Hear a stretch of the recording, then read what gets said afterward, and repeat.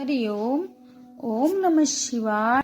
नमस्कार दोस्तों, स्वागत है आपका हमारे चैनल शिव आराधना पर।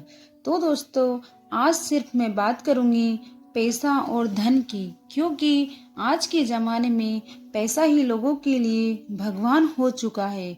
बहुत ही कम लोग हैं इस दुनिया में जिन्हें धन पैसों को कमाने के लिए ज़्यादा मेहनत नहीं करनी पड़ती है। और आप भी जानते होंगे कि शास्त्रों में मोर पंख को कितना महत्वपूर्ण बताया गया है। हिंदू मान्यता के अनुसार घर में मोर पंख का प्रयोग करने से अमंगल टल जाता है। मोर पंख से दूर आत्माएं घर में प्रवेश नहीं कर पाती और ऐसा कहा जाता है कि भगवान श्री कृष्ण ने मोर पंख को अपने मुकुट में धारण कर कर अपने मुकुट में स्थान दिया। वास्तु दोष को दूर करता है। अगर मोर पंख को सही जगह रखा जाए तो सकारात्मक ऊर्जा को अपनी ओर खींचता है। जिस घर में मोर पंख होता है उसमें 9 ग्रहों का प्रभाव नहीं पड़ता। और भगवान श्री कृष्ण कहते हैं कि मोर पंख सुख शांति का प्रतीक है। हिंदू धर्म में नहीं बल्कि दुनिया के सभी धर्म में मोर पंख को विशेष महत्व दिया गया है। अब मैं आपको बताऊंगी कि मोर पंख को घर में कहाँ रखें, उससे क्या लाभ होगा, उसको कहाँ रखने से आपकी किस्मत चमक उठेगी। और मोर पंख के प्रयोग से माँ लक्ष्मी को भी प्रसन्न किया जा सकता है।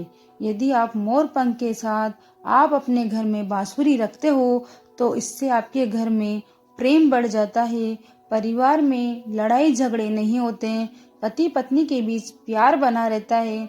हमारे घर में नकारात्मक ऊर्जा के कारण ही घर का वातावरण खराब रहता है। इसका कारण ये है कि घर में फैले हुए सामान जो अस्त व्यस्त रहते हैं, इसीलिए घर के सामान को हम फेंक तो नहीं सकते, पर हम मोर पंख का प्रयोग करके घर से नकारात्मक ऊर्जा को खत्म कर सकते हैं। अब मैं आपको एक उपाय बताऊंगी, उसे जरूर करिएगा। उससे पहले हमारे चैनल को सब्सक्राइब करें।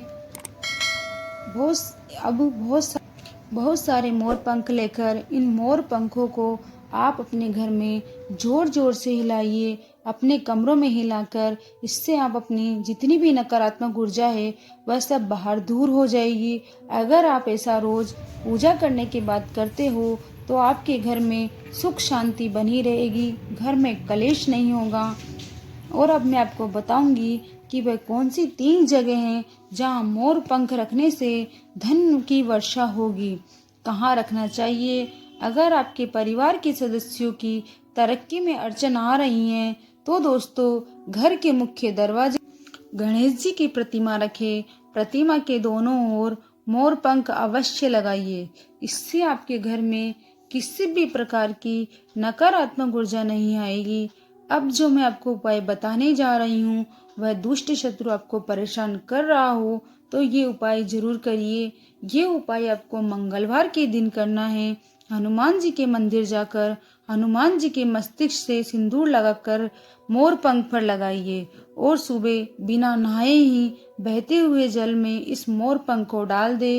इससे शत्रु से छुटकारा मिलता है और मनवांछित फल की प्राप्ति होती है। अगर कई दिनों से आपकी कोई इच्छा अधूरी है, बहुत कोशिश करने के बाद भी आपकी इच्छा पूरी नहीं हो पा रही, बार बार रुकावट आ रही, तो राधा कृष्ण के मंदिर में जाकर श्री कृष्ण को मोर पंख जरूर चढ़ाएं और घर में ही श्री कृष्ण की मूर्ति पर मोर पंख लगाएं और अपनी इच्छा उनके सामने रखें।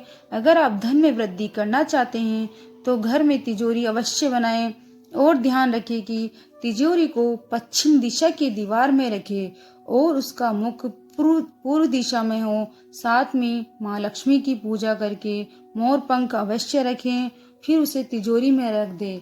ऐसा करने से घर में पैसे की कभी कमी नहीं आएगी।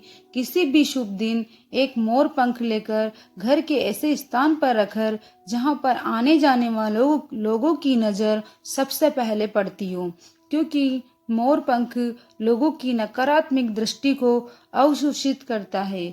अब मैं आपको बताती हूँ कबूतर के पंख के बारे में। अगर कबूतर आपके घर में स्वयं पंख छोड़ देता है तो ये बहुत ही शुभ माना जाता है।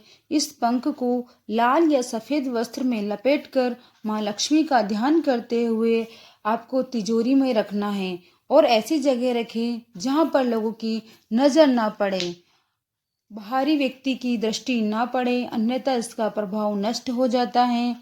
और अगर आप कर्ज से परेशान हैं तो ये उपाय अवश्य करिएगा। तो दोस्तों, आज की ये वीडियो आपको कैसी लगी ये कमेंट बॉक्स में ज़रूर बताइएगा।